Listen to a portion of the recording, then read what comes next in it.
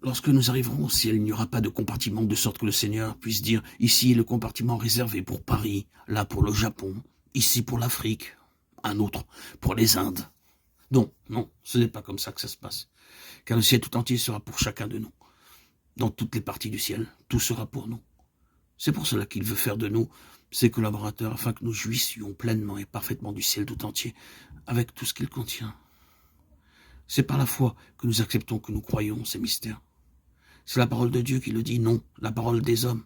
Ce que Dieu a dit, il le fera. Ce qu'il a promis, il le donnera. À cause de sa grâce, afin que les dominations et les autorités dans les lieux célestes connaissent aujourd'hui par l'Église la sagesse infiniment variée de Dieu. Éphésiens 3,10. Pour qu'un charpentier puisse monter ce qu'il sait faire, il lui faut du bois. Le forgeron, quant à lui, a besoin de fer pour montrer son savoir-faire.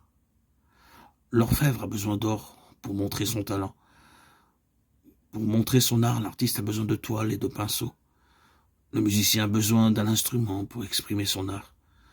Le Seigneur Jésus-Christ a besoin de toi et de moi. Oui, de toi et de moi, pour pouvoir démontrer ce qu'il sait faire. Il travaille au travers de nous et par nous. Il veut que l'on soit ses vases. C'est un mystère, n'est-ce pas? C'est surprenant. Et pourtant, il a besoin de nous.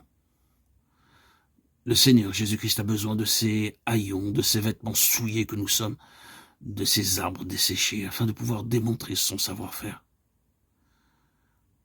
C'est pour cette raison que dans la parole de Dieu, nous sommes comparés à des vêtements souillés. Ésaïe 64,5. C'est dans cet état, dans ces conditions, que nous nous approchons de Dieu. Mais cette œuvre de sa grâce sera amenée à sa perfection et à son plein accomplissement lors de sa seconde venue, quand nous le verrons face à face. Nous serons alors semblables à lui et nous occuperons alors une place supérieure à celle des anges. C'est pourquoi le Seigneur veut que toi et moi, nous soyons ses collaborateurs. C'est dans ce but que nous devons être amenés dans une complète soumission, sous son autorité, sous sa souveraineté, sous sa seigneurie, afin d'être guidés par lui, pas à pas, pour être introduits par lui dans la connaissance de son plan. C'est alors que nous serons en mesure de satisfaire le besoin même de Dieu.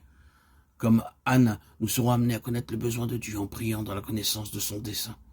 Dans beaucoup de cas, nous devons constater que nos prières sont marquées par l'égoïsme et l'égocentrisme. Nous ne prions pas pour les autres. C'est pourquoi Dieu a enseigné à Job à prier et à intercéder pour les autres, en tant que collaborateur avec Dieu.